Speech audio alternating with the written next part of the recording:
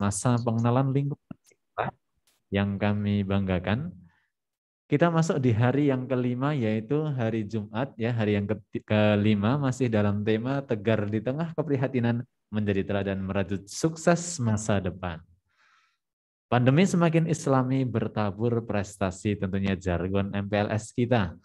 Masih semangat teman-teman semuanya, nggih? Di hari yang kelima ini, insya Allah nanti materi pada MPLS hari kelima ini adalah yang pertama materi SSK atau Sekolah Siaga Kependudukan, yang insya Allah nanti akan disampaikan oleh beliau Ibu Haning Cahya Sayekti MPD.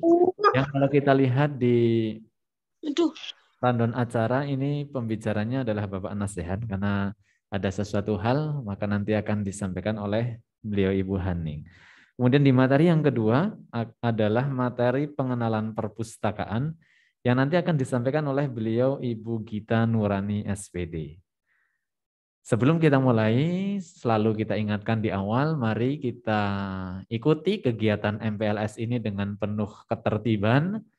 Kemudian jika nanti kita buka sesi tanya jawab, silahkan bisa disampaikan di kolom komentar dengan bahasa yang santun. Dan bahasa-bahasa yang tidak perlu tidak usah Anda tuliskan, apalagi sampai Anda sampaikan lewat mikrofon itu, nggih. Baik, kita langsung saja kita bacakan susunan acaranya. Yang pertama adalah pembukaan, dilanjutkan tadarus ayat suci Al-Qur'an. Yang ketiga kita lanjutkan dengan menyanyikan Mars Hizbul Waton. Kemudian dilanjut materi yang pertama yaitu materi SSK atau Sekolah Siaga Kependudukan. Kemudian ada tanya jawab nanti. Dilanjut istirahat seperti biasa, kemudian masuk materi yang kedua yaitu pengenalan perpustakaan. Setelah itu ada tanya jawab, kemudian presensi dan penyampaian tugas di lanjut yang terakhir penutup. Baik teman-teman semuanya, kita awali MPLS hari yang kelima ini dengan bersama membaca bacaan basmalah. Bismillahirrahmanirrahim. Bismillahirrahmanirrahim. Baik, mudah-mudahan dengan dibukanya kita dengan membaca basmalah, acara pada hari ini bisa berjalan dengan lancar dan tentunya banyak ilmu yang kita dapat dan mendapatkan ridho dari Allah Subhanahu wa taala. Sebelumnya saya sapa terlebih dahulu, sehat semuanya ini anak-anak yang ikut kegiatan MPLS hari ini? Alhamdulillah sehat. Alhamdulillah sehat semuanya. Yang ada di zona utara, Moja Tengah, Garung, Kejajar, Dieng sehat semua? Alhamdulillah Pak. Alhamdulillah. Zona-zona selatan, Selomerto, Leksono, Kalibiro, Bintang Sukoh sehat? Oke. Zona timur, Kertek, Kalikajar, Sapuran, Kepil. Kabarnya gimana?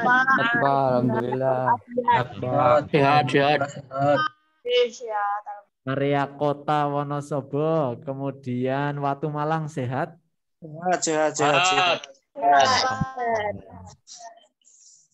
Ada yang sedang sakit atau sedang melaksanakan isoman mungkin ada?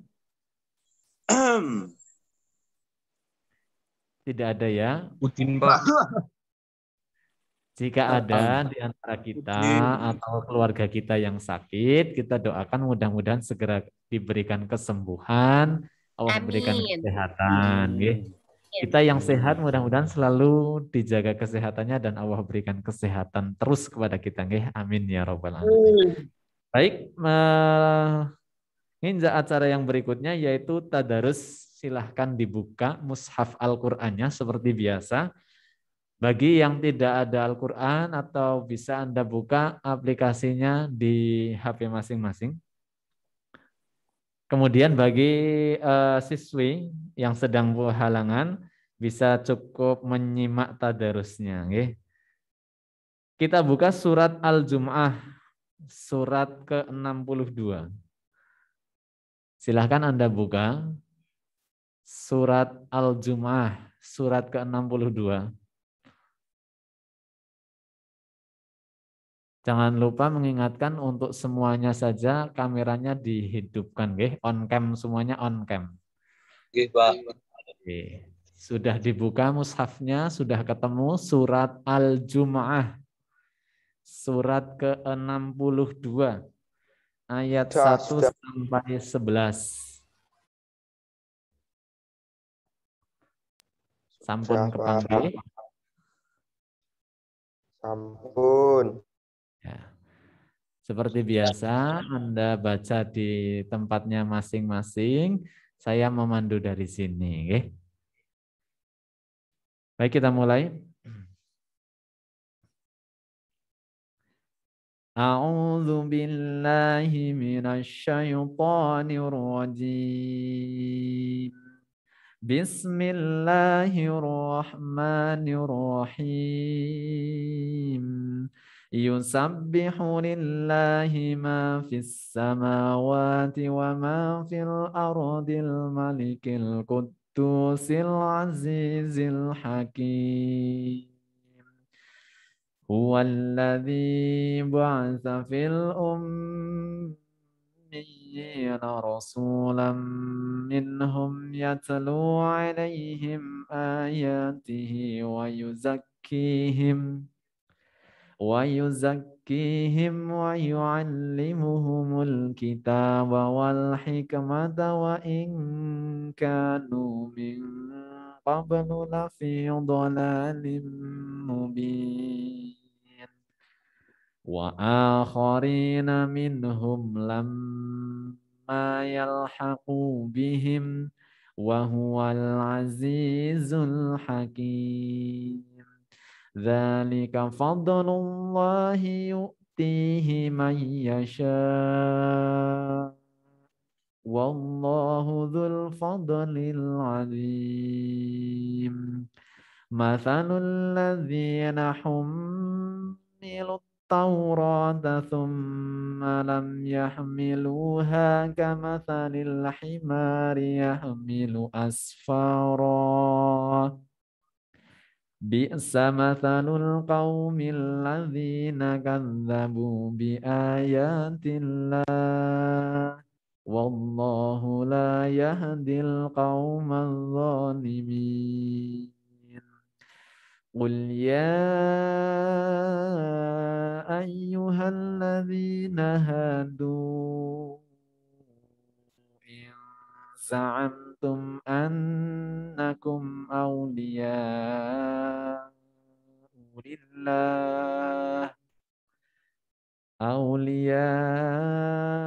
لله من دون الناس فتمنوا الموت إن كنتم صادقين ولا يتمنونه أبدا بما قدمت أيديهم والله عليم بالظالمين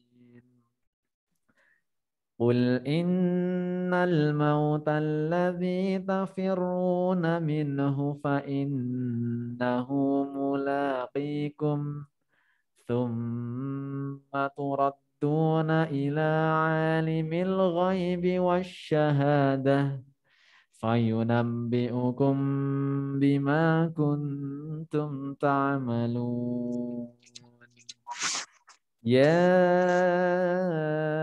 أيها الذين آمنوا إذا نودي للصلاة من يوم الجمعة فاسعوا إلى ذكر الله وذروا البيع ذلكم خير لكم إن كنتم تعلمون فإذا قضيت الصلاة فانتشروا في الأرض وابتغوا من فضل الله واذكروا الله كثيرا لعلكم تفلحون وإذا رأوا تجارة أو لهوا انفضوا إليها وتركوك قائما قل ما عند الله خير من اللهو ومن التجارة والله خير الرازقين صدق الله العظيم.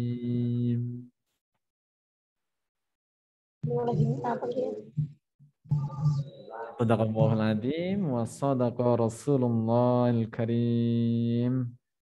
Baik teman-teman, anak-anakku semuanya, alhamdulillah kita awali thalabul ilmi dengan mengawalinya bertadarus Al-Qur'an. Mudah-mudahan ilmunya bermanfaat, bisa kita aplikasikan dalam kehidupan kita sehari-hari.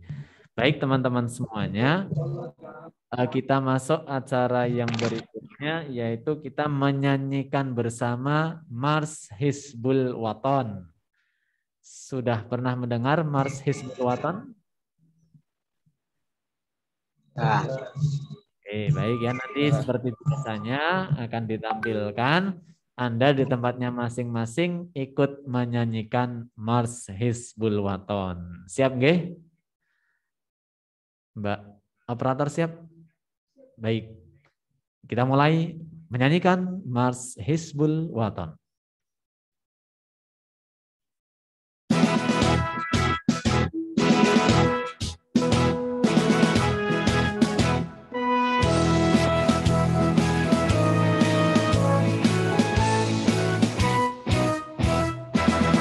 Hizbul Waton Muhammadiyah tetap pesat berkembang di seluruh Indonesia, bukan di sini saja, memegang amanahnya, menjunjung agama, teguh hati sebagai baja, menjalankan kewajiban dengan sopan serta perwira, sama-sama fakir dan kaya, punya haluan sedikit, bicara banyak bekerja.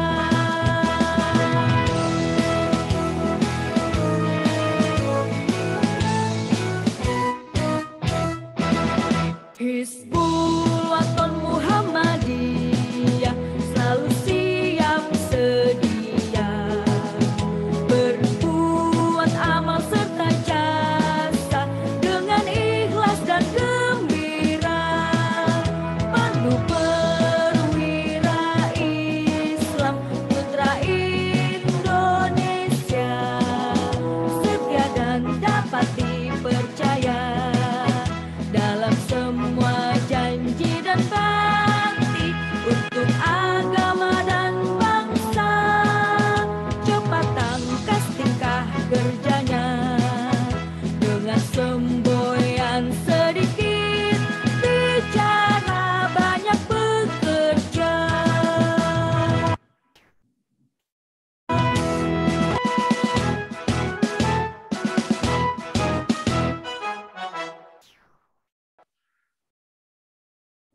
Ya, demikian tadi Mars Hizbul Waton. Tentunya ada yang sudah akrab dengan Mars Hizbul Waton, ada juga yang mungkin baru saja mendengarkan, begitu nggih.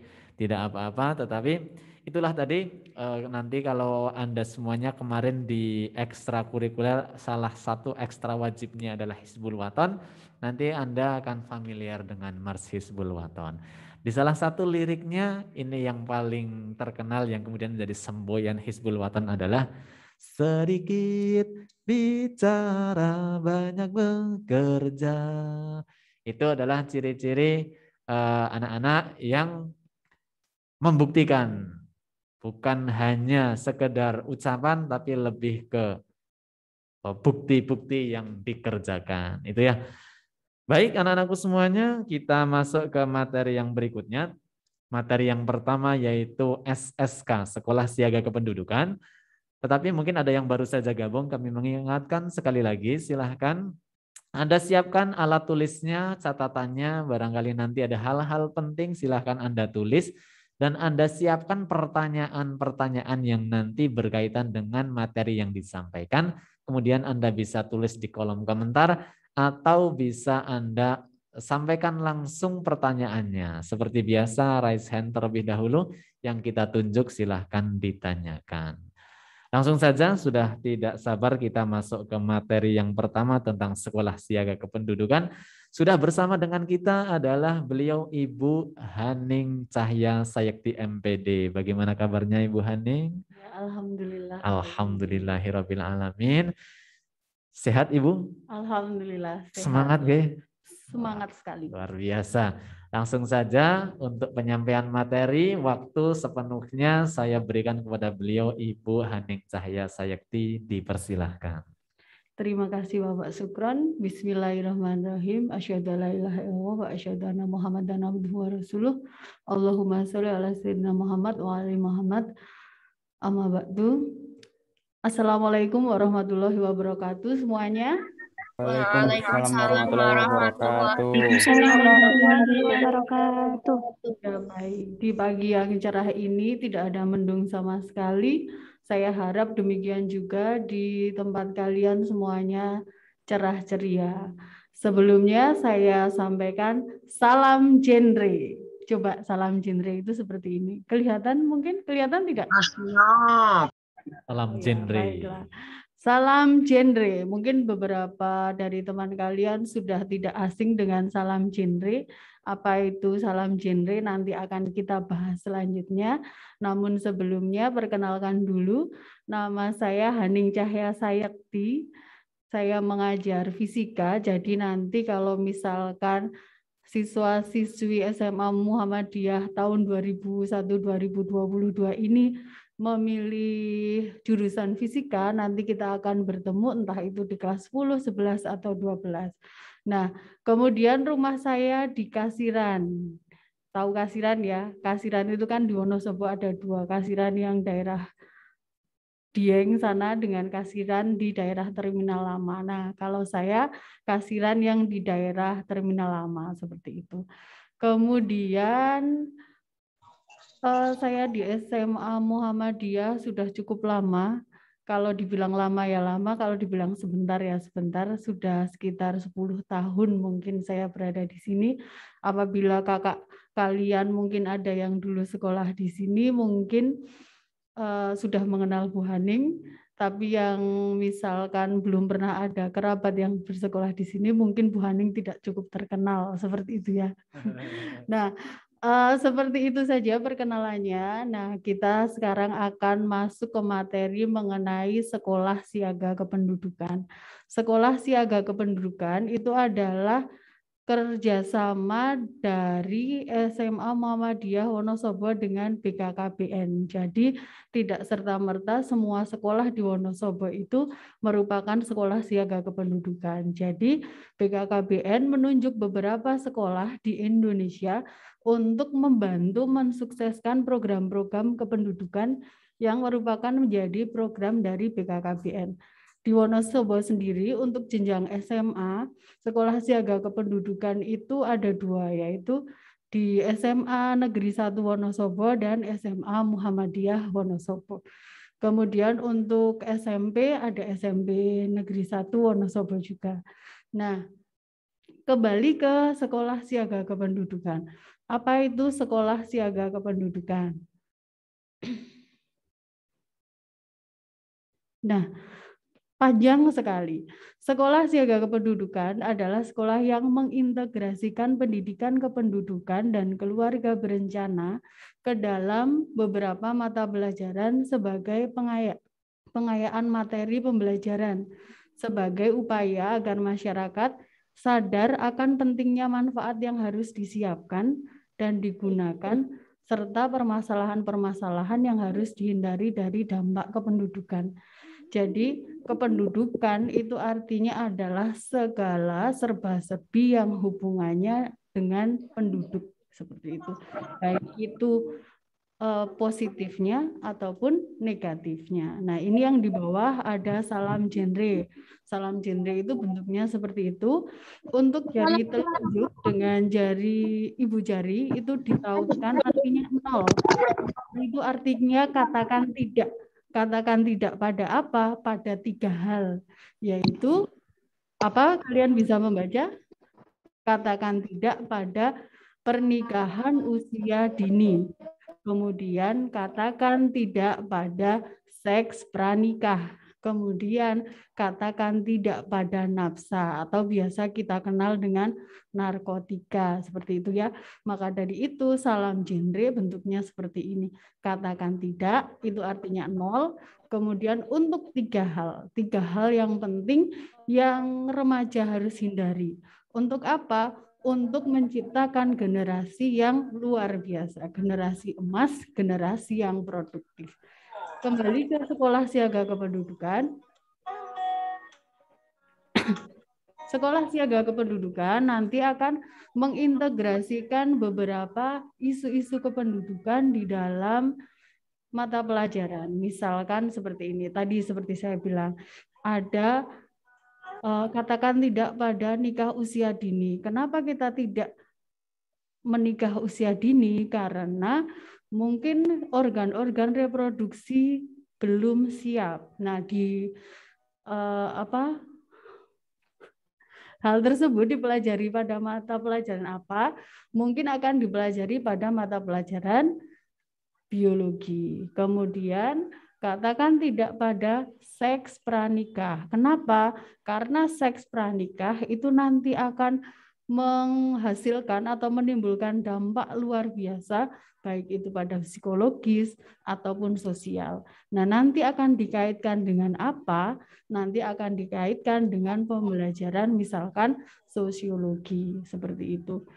Kemudian dengan adanya seks pranikah atau mungkin kita biasa menyebutnya sebagai seks bebas seperti itu ya, itu menyebabkan nanti akan terjadi lonjakan jumlah penduduk. Kenapa terjadi lonjakan jumlah penduduk?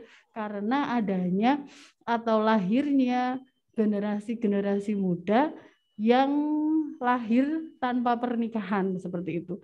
Meningkatnya jumlah penduduk itu nanti akan mengakibatkan beberapa hal atau malah mungkin banyak hal. Misalkan akan menimbulkan kurangnya lowongan pekerjaan, kemudian nanti akan menimbulkan polusi yang berlebihan. Nah, hal-hal tersebut nanti akan dipelajari atau terintegrasi di dalam mapel-mapel. Misalkan tadi lowongan pekerjaan, berarti nanti kita akan mempelajari dampak dari peningkatan jumlah penduduk di mata pelajaran ekonomi. Misalkan nanti untuk dampak dari lingkungan akan kita pelajari di pelajaran fisika atau kimia. Seperti itu ya.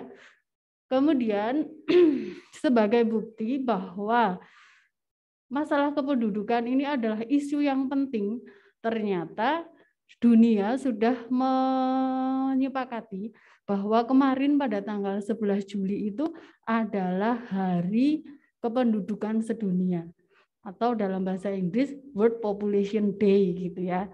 Nah, itu adalah sebagai bukti bahwa ternyata seluruh dunia concern terhadap masalah kependudukan. Nah, kemudian dari isu-isu tersebut, maka BKKBN atau Republik Indonesia atau negara Indonesia merealisasikan dalam program yang kemudian di sekolah disebut sebagai sekolah siaga kependudukan. Kira-kira seperti itu gambaran dari apa itu sekolah siaga kependudukan. Ya, selanjutnya adalah tujuan. Nah, tujuan dari diadakannya sekolah siaga kependudukan di sekolah-sekolah itu apa? Yaitu sebagai upaya dari BKKBN agar masyarakat sadar akan pentingnya manfaat yang harus disiapkan dan digunakan, serta permasalahan-permasalahan yang harus dihindari dari dampak kependudukan. Jadi sebagai generasi muda, kalian bukan hanya Bapak Ibu guru ya, kalau Bapak Ibu guru memang ada yang tua, ada yang muda, Tapi kalian sebagai generasi muda, kalian harus bisa merencanakan seperti apa masa depan kalian. Setidaknya kalian bisa merencanakan saat ini saya sekolah, setelah sekolah saya akan apa, setelah apa saya akan apa, saya akan apa, sampai nanti kalian kira-kira mungkin tua seperti itu. Jadi ketika sekarang kalian usia sekitar 16 tahun, kalian harus merencanakan, oh kalau misalkan saya sekolah sekarang SMA, nanti 3 tahun ke depan saya akan lulus SMA. Setelah lulus SMA saya mau ngapain gitu. Kenapa kita harus merencanakan? Karena ternyata ketika kita masih muda dan kita merencanakan masa depan kita, itu akan menghasilkan keluarga yang lebih baik, yang lebih tertata dan lebih produktif dibandingkan untuk remaja yang tidak punya cita-cita atau tidak punya rencana. Misalkan seperti ini. Dari muda, kalian sudah merencanakan, oh saya nanti akan menikah pada usia setelah saya kuliah gitu ya. Berarti kira-kira kalau seandainya saya SMA 3 tahun, kemudian nanti kalian akan kuliah sekitar 4 tahun, berarti 7 tahun, itu berarti kira-kira usia 23. Misalkan kalian nanti akan menikah usia 23 ataupun 24, maka nanti setelah itu saya akan memiliki anak sebanyak, itu juga harus direncanakan. Misalkan kita memiliki anak sebanyak 2 orang. Nah, 2 orang itu yang pertama akan kita miliki pada usia 25. Kapan anak kedua akan kita miliki? Misalkan kita berencana 3 tahun setelah itu atau 4 tahun setelah itu. Maka itu akan lebih baik dibandingkan kalau kita tidak punya rencana sama sekali. Oh ya. Sebelum saya lanjutkan, mungkin setelah ini akan disetelkan sebuah video tentang SSK. Mbak operator, apakah sudah siap? Oh iya, sebelum kita lanjutkan, kita tayangkan dulu video dari teman-teman PIK Remaja yang telah membuat video sebagai iklan layanan masyarakat. Judulnya Ojo Kesusu.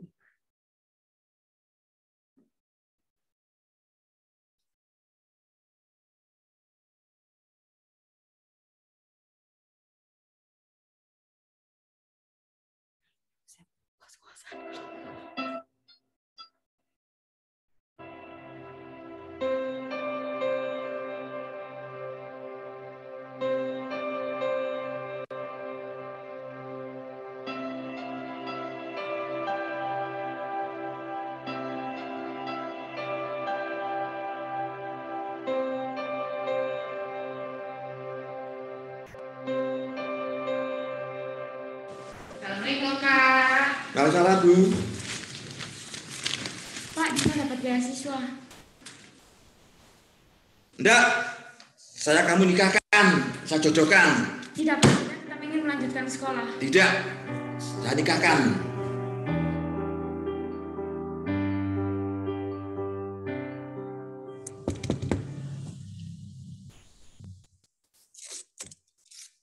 Mari Bu. Mohon maaf, mau minta izin atas nama Dina, ditunggu Bapak di ruang BK. Oh iya. Mbak Dina, ditunggu Bapak sekarang di ruang BK. Terima kasih ya Bu. Sama-sama.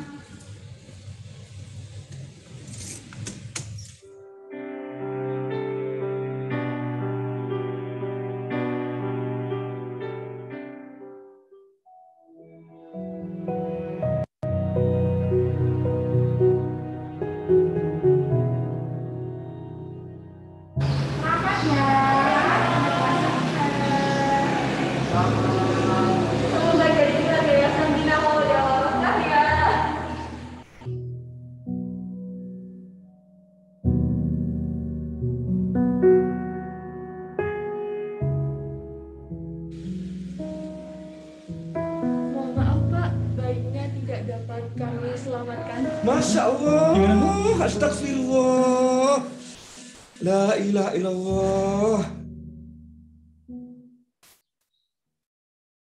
Salam genre.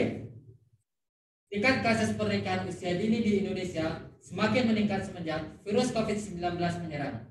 Penyebabnya adalah rendahnya akses pendidikan, akses ekonomi, serta kualitas layanan dan pendidikan kesehatan reproduksi, terutama pada usia remaja. Tingkat kemiskinan juga turut menentukan situasi pernikahan anak. Karena tuntutan ekonomi pada keluarga yang mengharuskan anak putus sekolah dan lebih memilih menikah usia dini. Dampak dari pernikahan usia dini pun dapat meningkatkan risiko kematian ibu dan bayi saat proses melahirkan, terhambatnya aspek pendidikan dan pengembangan diri, serta memicu kekerasan dalam rumah tangga. Cegah pernikahan usia dini, remaja Indonesia, saatnya yang muda yang berencana.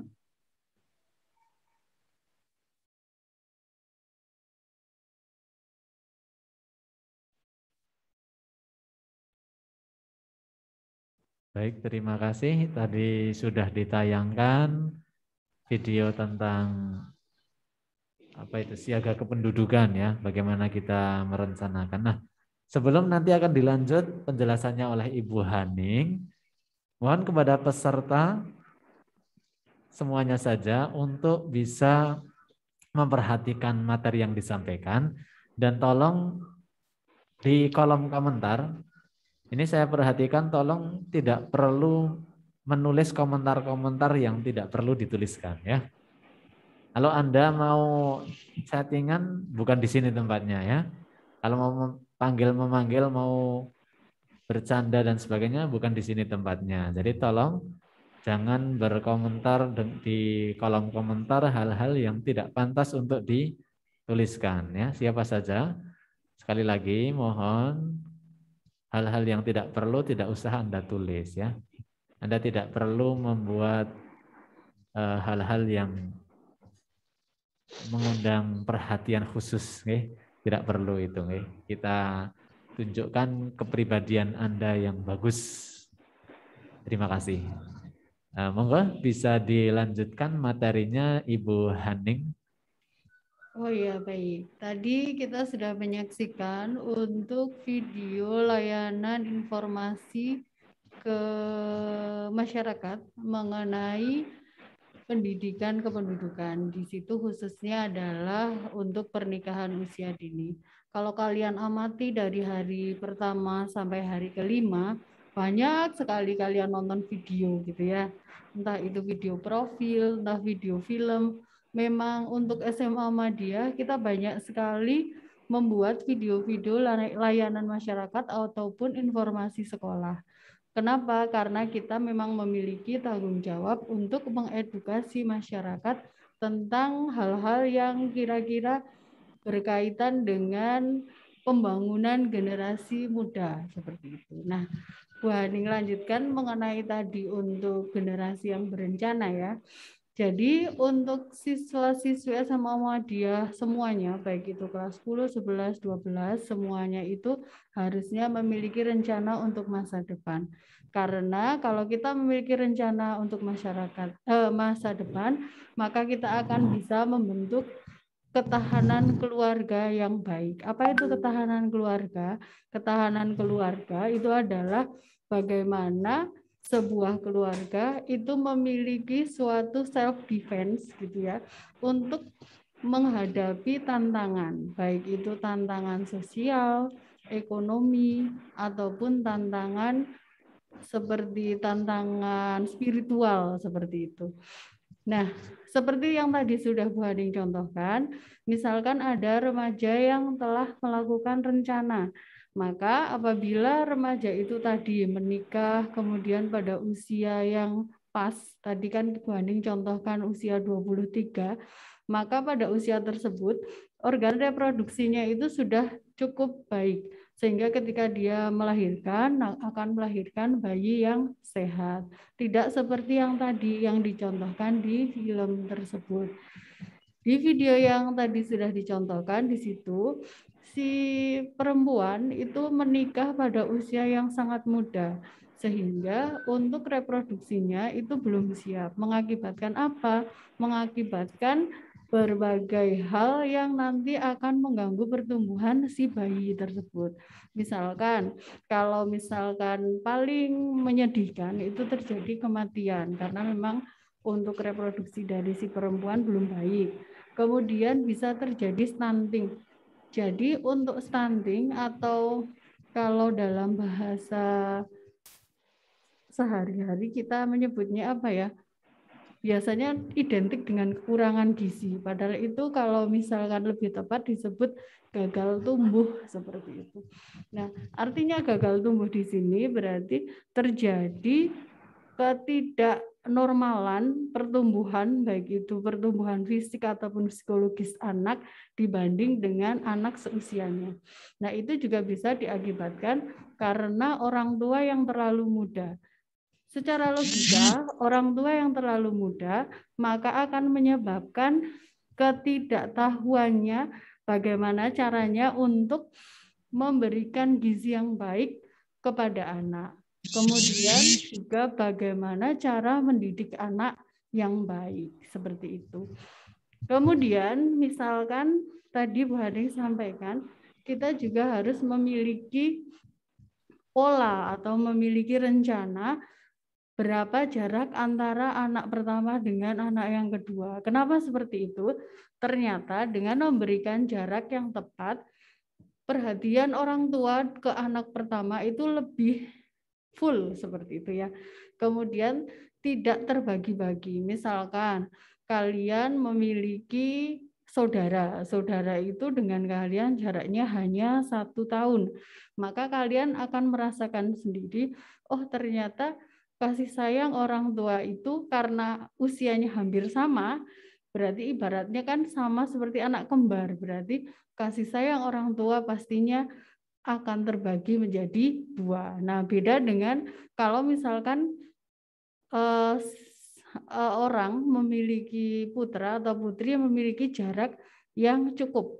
Ketika memiliki jarak yang cukup, maka orang tua akan membagi kasih sayangnya tapi lebih full gitu. Jadi terhadap orang yang lebih besar dengan yang lebih kecil itu kan kasih sayangnya berbeda. Kalau terhadap anak kecil itu kasih sayangnya itu kasih sayang yang melindungi, ibaratnya bayi gitu ya, berarti kasih sayangnya dengan digendong. Tapi ketika dengan anak yang dewasa kasih sayangnya ya dengan mendidik. Nah, seperti itu.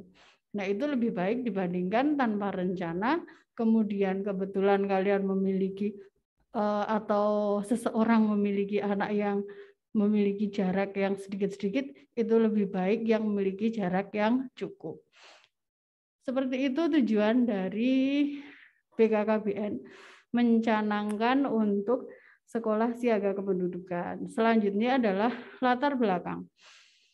Jadi selain dari isu-isu kependudukan tadi, ternyata Indonesia itu memiliki sebuah keistimewaan, yaitu pada tahun 2020 sampai 2030 kita akan mengalami bonus demografi.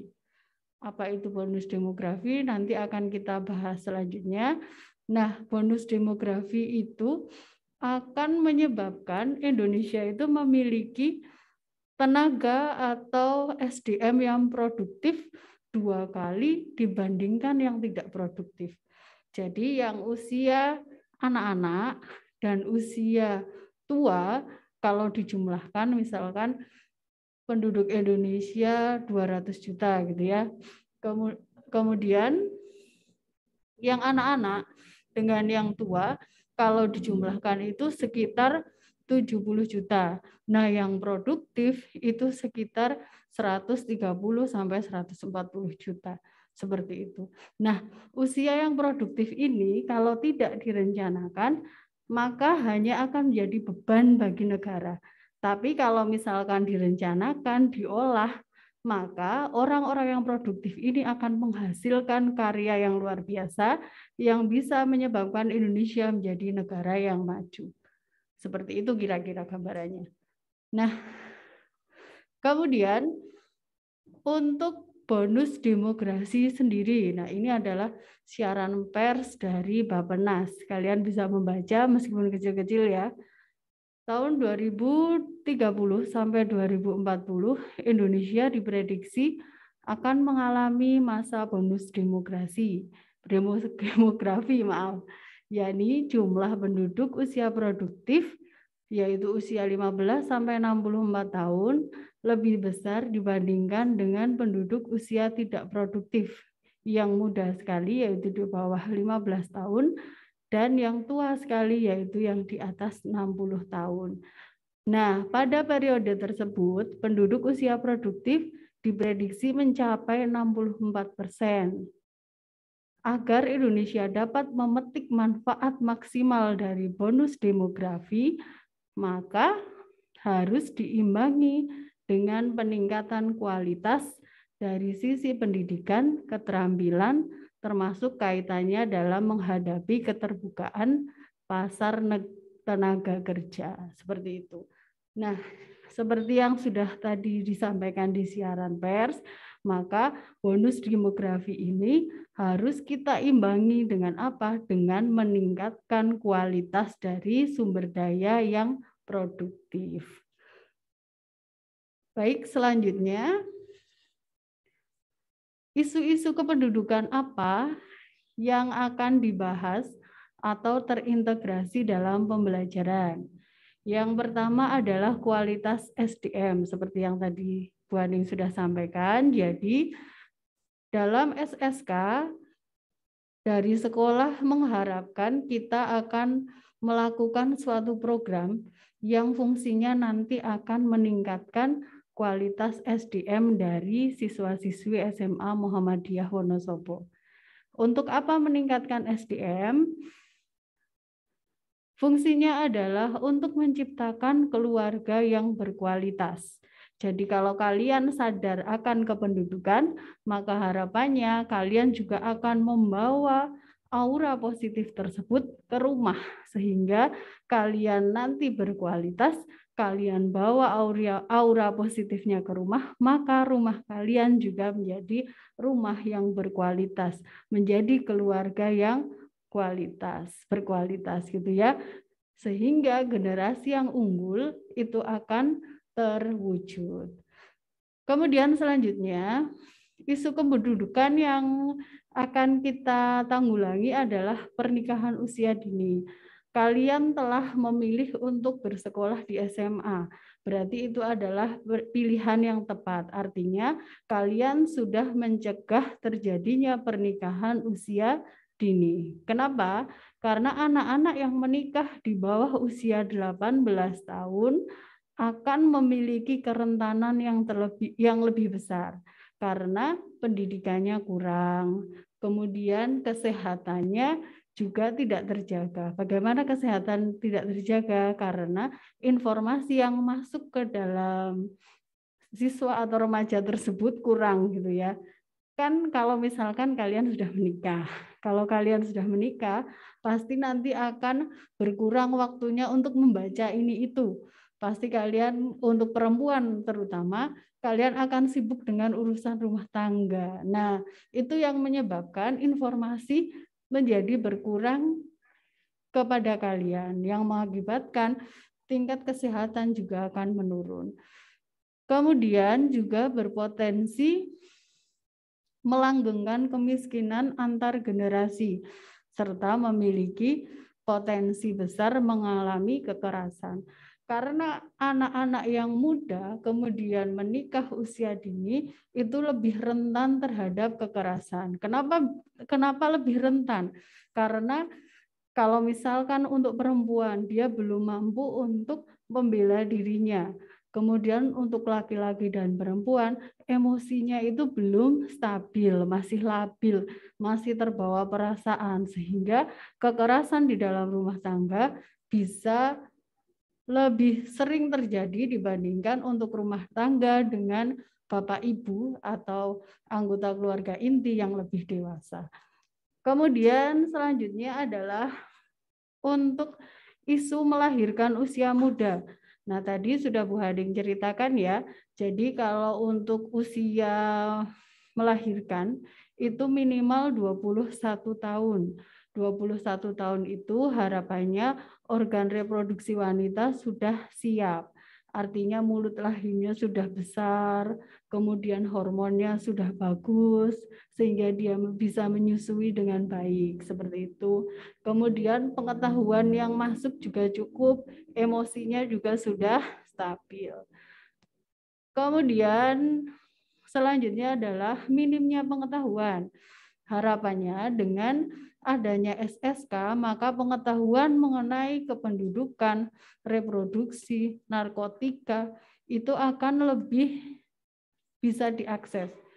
Sehingga kalian akan menjadi pribadi-pribadi yang produktif, baik, dan terencana. Kemudian yang kelima adalah perencanaan keluarga. Ini bukan hal yang tabu, tapi memang kita harus merencanakan masa depan kita. Dimulai dari mana?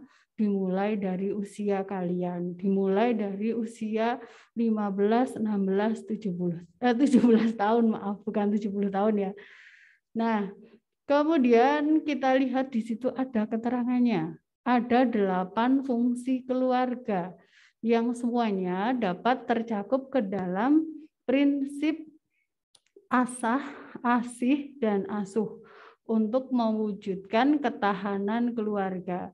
Keluarga itu harus asah, yaitu mengasah kemampuannya dalam sosialisasi, kemudian dalam menerapkan nilai agama, dan juga dalam kepekaan lingkungan.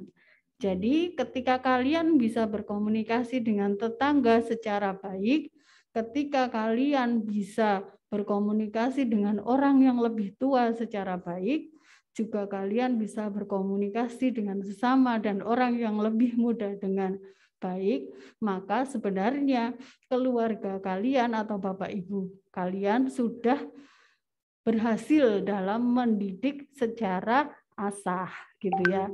Kemudian juga mampu menerapkan nilai agama dan juga kepekaan lingkungan. Nah, ketika ada orang tua membawa beban berat, kamu diam saja, ada sesuatu ini.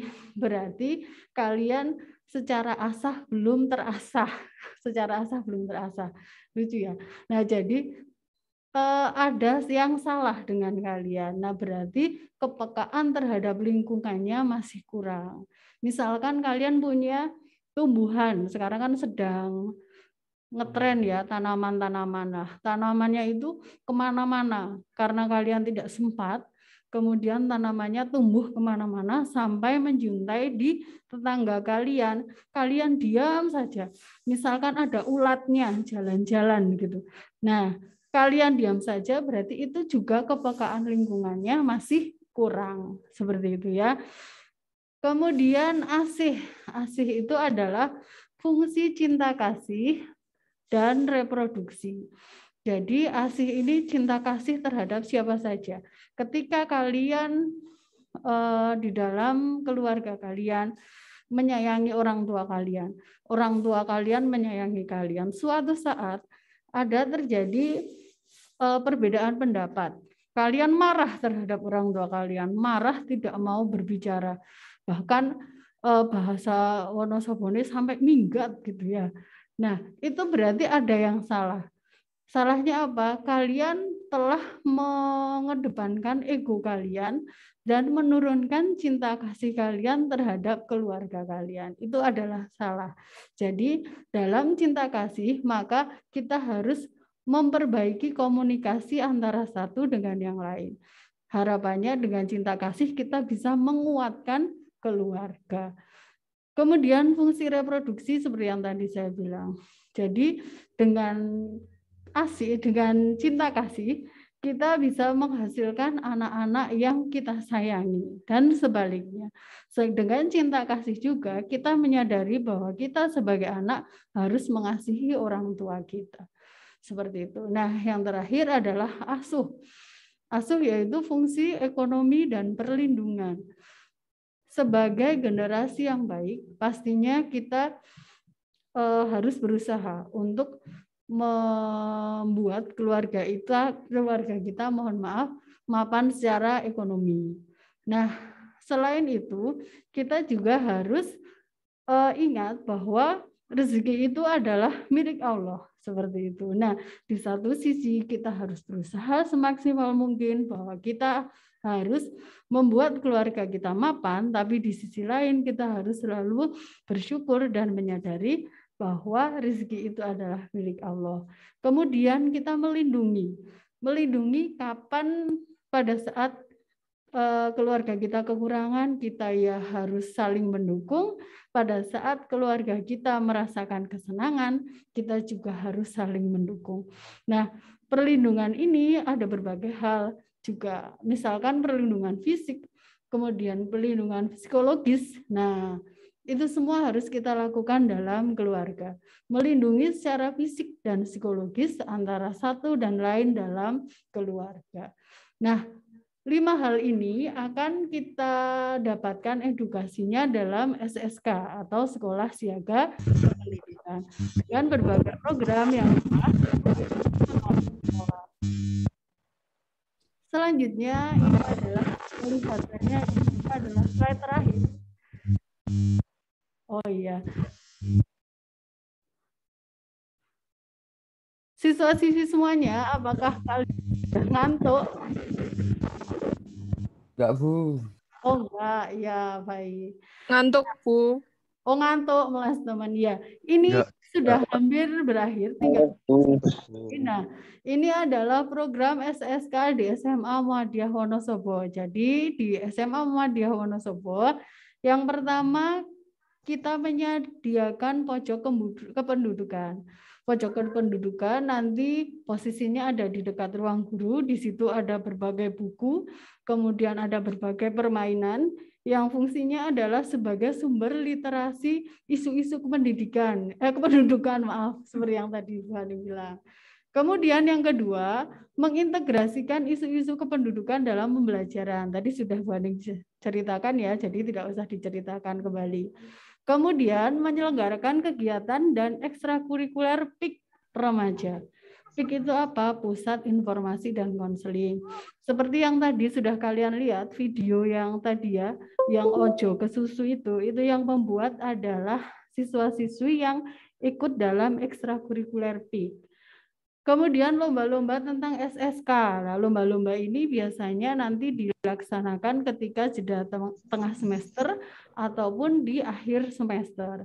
Biasanya berupa ada lomba poster. Lomba posternya misalkan temanya tentang narkotika atau narkoba, kemudian temanya tentang pernikahan usia dini, kemudian temanya tentang misalkan tadi remaja berkualitas. Nah, itu nanti biasanya oleh kesiswaan akan direalisasikan dalam lomba-lomba seperti lomba poster, kemudian nanti lomba artikel, dan sebagainya. Seperti itu. Kemudian membantu mempersiapkan generasi yang sehat. Dengan cara apa? Dengan cara edukasi tentang kesehatan reproduksi. Kemudian selanjutnya mengedukasi tentang dampak pernikahan usia dini, melahirkan muda, dan narkoba. Nah, itu biasanya sama seperti yang tadi nomor 2. Jadi itu terintegrasi di dalam pembelajaran. Atau kadang-kadang SMA juga mengadakan semacam workshop untuk edukasi tersebut. Nah, yang kita lakukan secara konsisten adalah yang terakhir, yaitu mengusahakan terciptanya lingkungan pembiasaan ketahanan keluarga dengan mengasah kemampuan sosialisasi, menerapkan nilai agama, dan juga kepekaan lingkungan dan perlindungan. Jadi, ketika SMA Muhammadiyah itu menerapkan norma-norma agama secara ketat, itu salah satu manfaatnya adalah untuk mengusahakan terciptanya ketahanan keluarga. Seperti itu. Seperti itu mungkin yang bisa saya sampaikan, Bapak Sukron. Terima kasih Ibu Haning Cahya Sayakti atas penjelasannya, pemaparannya tentang Sekolah Siaga Kependudukan. Tentunya kita semuanya tadi sudah melihat baik dari yang sudah dijelaskan beliau, kemudian dari slide yang tadi ada di depan, kemudian video sebelumnya. Nah, sekarang barangkali dari teman-teman peserta MPLS ada yang mau bertanya tentang sekolah siaga kependudukan. Barangkali masih ada yang bingung atau mungkin apa sih hubungannya dengan kita yang sekarang masih kelas 1 dan sebagainya. Silakan bisa Anda tulis di kolom komentar tentunya dengan bahasa yang baik dan santun begitu nggih. Dan tidak perlu dikomentari pertanyaannya nggih. Karena yang berhak untuk mengomentari adalah beliau Ibu Haning Cahya Sekti sebagai pemateri. Nah, ini sudah masuk beberapa pertanyaan. Yang pertama dari saudara Dimas Fadil. Assalamualaikum. Izin bertanya, mengambil dari pengalaman berteman saya punya teman cewek yang berteman di circle yang tidak sehat. Dia sering sekali melakukan seks pranikah dan sudah melakukan aborsi beberapa kali. Cara penanggulangan dari circle pertemanan tidak sehat tersebut bagaimana? Oh, mungkin ini lingkungan pertemanan yang kurang, yang tidak sesuai dengan materi yang tadi disampaikan. Ini agar bisa terhindar dari lingkungan tersebut bagaimana? Jadi bagaimana kalau kita sudah berada dalam circle pertemanan yang tidak sehat gitu ya. Nah, yang pertama pastinya kita harus membentengi diri kita sendiri. Dengan apa? Semua itu hanya kembali muaranya satu, yaitu dengan ilmu agama. Kalau ilmu agama kita baik, maka kita akan menjadi pribadi yang baik dimanapun kita berada. Nah, itu adalah modalnya gitu ya. Modalnya kita harus memiliki ilmu agama yang baik dan memiliki penerapan dari ilmu agama tersebut yang baik. Nah, modalnya itu. Kemudian langkahnya bagaimana? Langkah selanjutnya adalah kita harus muhasabah diri. Kita kuat nggak berada di lingkungan tersebut? Kalau memang kita kuat berada di lingkungan tersebut, artinya kita tidak goyah, maka oke, kita bisa di situ, kita bisa kamu-kamu, lo gue gitu. Tapi kalau kita tidak kuat, artinya kayaknya saya nggak kuat nih. Kalau misalkan lama-lama saya bisa ke bawah, tinggalkan lingkungan itu. Karena lingkungan yang lebih baik itu banyak, teman yang lebih baik itu banyak. Kenapa kita harus berada di lingkungan yang tidak sehat? Masih ingat ya? Cerita minyak wangi ya Pak Sukron ya. Ya, kalau teman kita wangi, kita bisa ikut wangi. Tapi kalau misalkan teman kita berbau busuk, kita di situ ya kita juga akan berbau busuk. Ibaratnya kalau misalkan teman kita melakukan seks pranikah semuanya, kita di situ tidak melakukan seks pranikah. Orang lain memandang kita, ya kayo podo wae, seperti itu. Kalau kamu tidak mau dicap seperti itu, tinggalkan lingkungan itu. Seperti itu, Pak. Baik, jadi intinya Mas Dimas yang tadi bertanya bagaimana sih kemudian kita menanggulangi di lingkungan yang menurut kita tidak sehat. Kalau dalam sudut pandang agama memang tadi sudah disebutkan juga bahwa untuk menjaga kita, menjaga iman kita memang ada langkah-langkah. Salah satunya tadi sudah disampaikan yaitu kita harus mendalami ilmu agama. Yang kedua, kita harus tinggal di lingkungan yang memungkinkan kita untuk menerapkan nilai-nilai agama. Kemudian yang ketiga adalah carilah teman yang bisa menghantarkan kita untuk bisa menerapkan nilai-nilai dan norma-norma agama. Ketiga-tiganya ini harus saling terkait. Karena kalau tidak nanti akan yang kesulitan adalah kita sendiri. Tadi Mas Dimas dan siapapun dari kita, kalau kita punya teman yang memang tidak membawa dampak positif kepada kita, justru malah lebih kepada dampak negatif, Anda tidak usah bahasa Wonosoboné, nggak usah eman kehilangan teman seperti itu. Karena itu dampaknya akan kepada kita, baik jangka pendek maupun jangka panjang.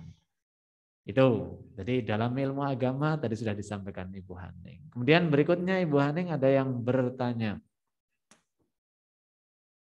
Itu atasnya, maaf Bu, ini ibunya ini dulu mungkin sudah mendalami SSK ini ibunya. Kalau saya baca. Maaf Bu, saya mau bertanya. Saya rencana menikah 25 tahun. Di usia mungkin ya, di usia 25 tahun. Karena mau fokus bekerja dulu setelah kuliah. Tapi ibu saya mengharapkan saya menikah di usia 22-23. Jadi ibunya udah punya rencana, Bu. Udah punya planning nanti di usia 22-23 anaknya harus nikah. Menurut Bu Guru saya harus gimana? Ya, ini suatu pertanyaan yang sulit sebenarnya karena di satu sisi ini adalah perintah orang tua gitu ya. Nah, usia 22 sampai 23 tahun memang secara reproduksi itu sudah baik untuk menikah. Jadi ketika kalian mau punya anak itu juga sudah baik. Artinya nanti akan menghasilkan keturunan yang insya Allah lebih sehat secara keilmuan seperti itu. Kemudian kalau misalkan kamu ingin bekerja dulu selama kurang lebih 2 tahun. Yang pertama tadi saya bilang komunikasikan dalam keluarga. Jadi ketika ibu kamu ingin kamu menikah setelah lulus kuliah, kamu ingin bekerja dulu. Nomor 1 yang paling penting adalah komunikasikan dengan ibu kamu dulu. Komunikasikan dengan baik-baik. Bu, saya ingin bekerja dulu selama 2 tahun. Saya ingin katakanlah apa yang ibu berikan kepada saya, ibaratnya itu entah ilmu, kemudian entah itu biaya untuk sekolah, itu ada hasilnya. Saya ingin memberikan ke ibu sebagian apa yang saya hasilkan, baru nanti saya akan berkeluarga dan memberikan apa yang saya bisa untuk keluarga saya, misalkan seperti itu.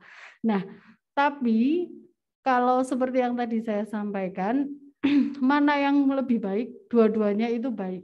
Jadi ketika kamu menikah di usia 22 atau 23, itu secara logika nanti ketika kamu sudah usia 50 tahun, anak kamu usianya katakanlah 26 tahun.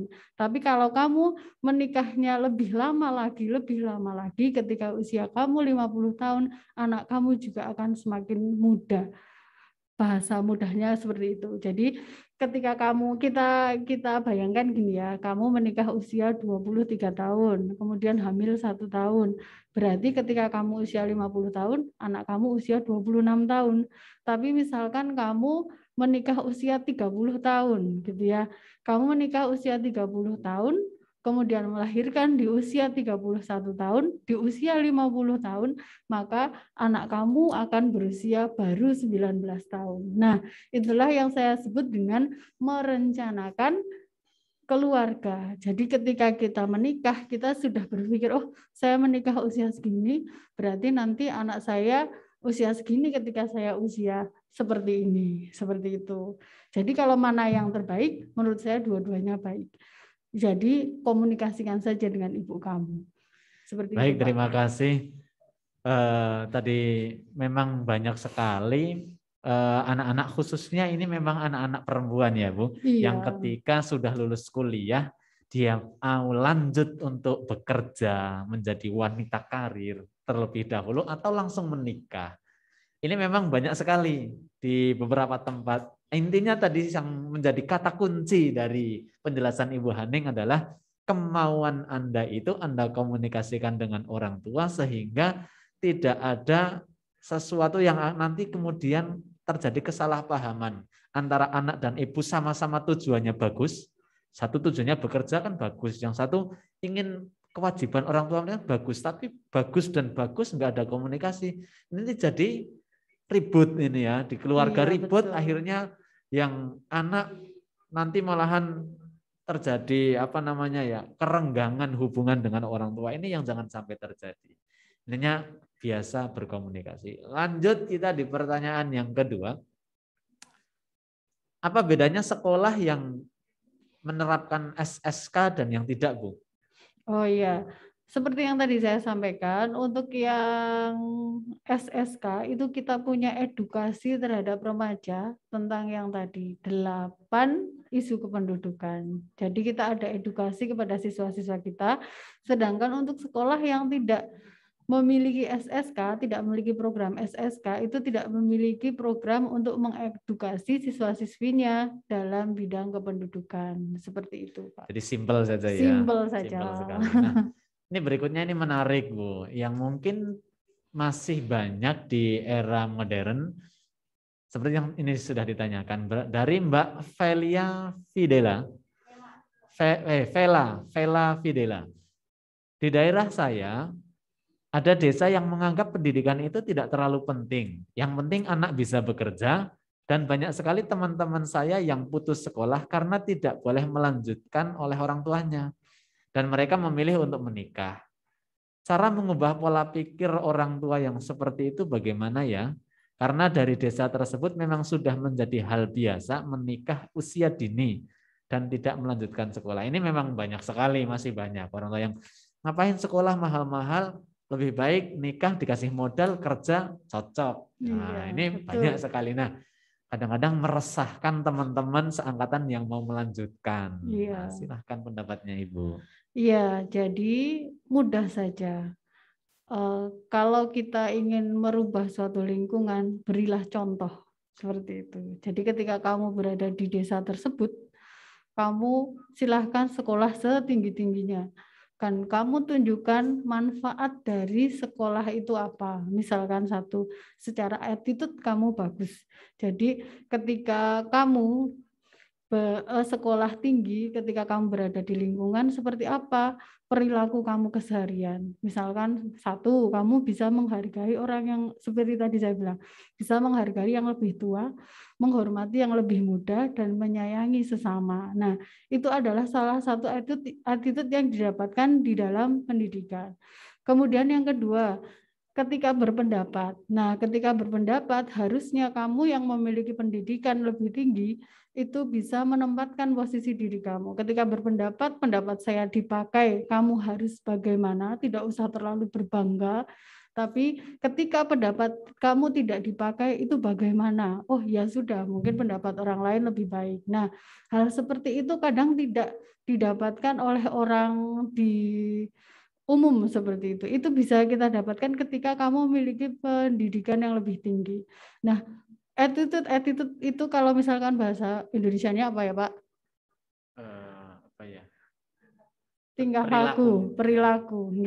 Nah, perilaku orang berpendidikan itu yang harus kamu terapkan, kamu implementasikan di lingkungan desa kamu. Maka secara sedikit-sedikit orang pasti akan berubah. Oh, ternyata sekolah itu ada manfaatnya. Nah, beda kalau kamu sekolah tapi perilaku kamu podo wae. Nah, itu kalau yang seperti itu semakin menguatkan ya. Itu jadi semakin menguatkan lingkungan itu. Oh, kayaknya tadi sekolah ya pada baik Kak, ngoten. Terus ketika kamu sekolah tinggi, kemudian kamu akan kuliah, entah itu kuliah D2, D3, D4, S1, S2, S3, S4, S5, S6 gitu kan. Kamu semakin tinggi kamu kuliah, kok perilaku kamu semakin baik, karakter kamu semakin baik, itu akan membuat orang-orang di lingkungan kamu tergerak. Saya juga pengen anak saya seperti dia, berkarakter baik seperti dia, saya sekolahkan. Tapi ketika kamu sekolah, SMA, S1, S2, S3, S4, S-Teh gitu, kok perilaku kamu sama saja, malah lebih buruk, ya orang akan nggak usah sekolah lah, paling-paling ya akhirnya kayak ngono, seperti itu. Jadi satu, berilah contoh yang baik bahwa orang yang berpendidikan semakin tinggi, maka sikapnya, karakternya adalah semakin baik juga. Seperti itu, Pak. Iya. Jadi memang betul sekali langkah terbaik dari kita merubah pola pikir yang dimaksud oleh saudari Vela tadi adalah ketika kita sudah berupaya untuk berpendidikan tinggi, maka kalau di desa ini simpel ya, masyarakat di desa ini simpel, yaitu bagaimana anak-anak yang sekolah ini bisa memberikan manfaat tidak untuk masyarakatnya. Maka ketika kita, Mbak Vela dan teman-teman ini nanti sudah lulus SMA lanjut kuliah, kalau bisa ini terjun dan memberi manfaat di tempat tinggalnya. Sehingga seperti tadi disampaikan Bu Haning, ini akan memberikan edukasi atau pendidikan kepada mereka yang masih punya pola pikir sekolah ora penting. Maka ketika kita menginspirasi orang banyak, membawa kebermanfaatan untuk orang banyak, menggugah minimal. Nah, menyadarkan mereka yang belum sadar. Itu tambahan saja itu. Kita lanjut Ibu Haning. Oke, siap Pak. Dari Mbak Jihan Hazma. Assalamualaikum Bu, mau bertanya apakah pacaran termasuk ke dalam pergaulan yang tidak sehat? Dan jika iya, bagaimana cara terhindar? Terima kasih. Nanti saya juga ikut berkomentar setelah Bu Haning ini. Iya, baik. Silahkan. Pacaran, sebelum kita memutuskan pacaran itu baik atau tidak, setidaknya kita harus tahu apa yang akan kita lakukan itu apa. Maksudnya gimana ya? Jadi gini, pacaran itu manfaatnya apa? Harusnya pacaran itu kan ta'aruf, pengenalan satu dengan yang lain. Untuk apa? Pastinya untuk menikah. Ketika kamu pacaran, kamu siap nggak menikah? Itu kan pertanyaannya. Kalau cuma pacaran, kenal satu sama lain, buat apa? Itu manfaatnya tidak ada. Kecuali kamu pacaran 1-2 bulan kemudian menikah. Nah itu endingnya itu menikah. Tapi kalau kamu pacaran tidak ada ending, tidak usah pacaran. Manfaatnya tidak ada. Contoh, misalkan gini, kamu pacaran nih sama kamu perempuan pacaran dengan si B. Ketika si B ulang tahun, saya yakin kamu pasti akan membelikan sesuatu untuk si B. Misalkan kamu membelikan baju itu pasti kamu tidak akan belikan baju seharga 50.000, tapi kamu akan memberikan dengan harga 300.000. Uangnya dari mana? Dari orang tua kamu kan, kamu aja nggak pernah membelikan orang tua kamu sebesar kamu memberikan ke pacar kamu. Padahal pacar kamu itu bukan siapa-siapa, bisa putus di tengah jalan, ya kan? Itu contoh satu. Contoh dua, kamu jalan-jalan dengan pacar kamu, janjian jam 8, harus sampai jam 8. Ini sih orang tekan-tekan jam 8 kamu harus meluangkan waktu sampai ke tempat kamu janjian dengan pacar kamu. Pergi berjam-jam. Bandingkan kalau kamu dengan orang tua kamu. Orang tua kamu mau berangkat ke pasar jam 8, kamu pasti masih bermalas-malasan. Bu, males mager, saya belum mandi, saya belum makan, saya belum belum ini, belum itu, ya kan? Nah, seandainya simpel saja, kamu bisa melakukan hal yang sama untuk orang tua kamu lebih baik daripada melakukan hal tersebut ke orang lain yang tidak ada manfaatnya buat kamu, memberi uang untuk nafkah ya enggak, ya kan? Membayari sekolah kamu juga enggak, membelikan baju kamu juga enggak, memberikan perlindungan untuk kamu juga tidak. Berarti pacar itu tidak ada manfaat dan tidak ada manfaatnya buat kamu. Sudah tinggalkan saja kegiatan pacaran.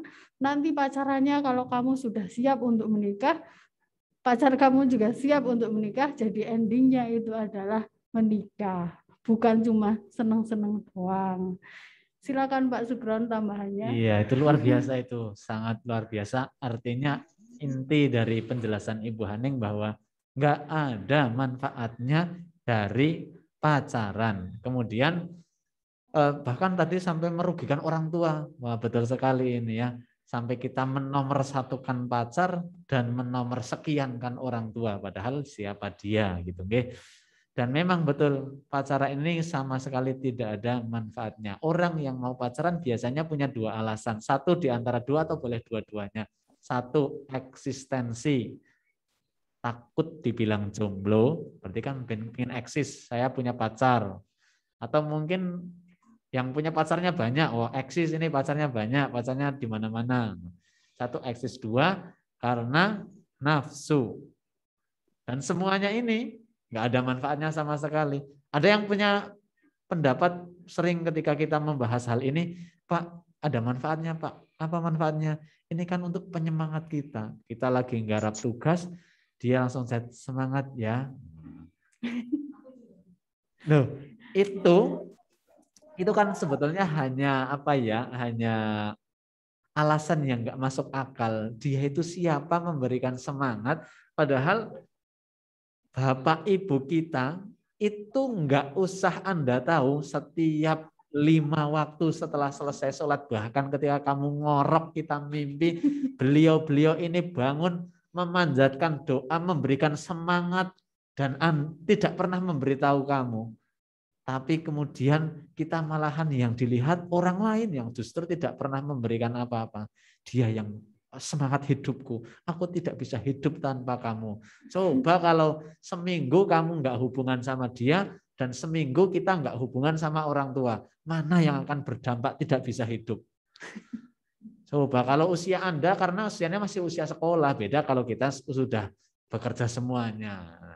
Ini jadi sekali lagi saya garis bawahi, solusi dari pacaran itu tidak sehat, putus. Nah, ini adalah solusi yang tidak ada solusi yang lain. Putus.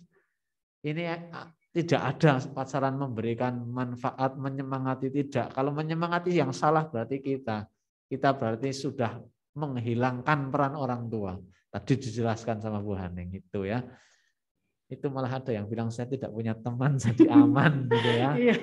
Oh ya, saya tambahkan ya, ini kembali ke masalah agama, jangan lupa kalau sesuatu yang jelek itu pasti akan dikelilingi oleh setan. Artinya setan itu akan mempermanis sesuatu yang jelek itu menjadi baik.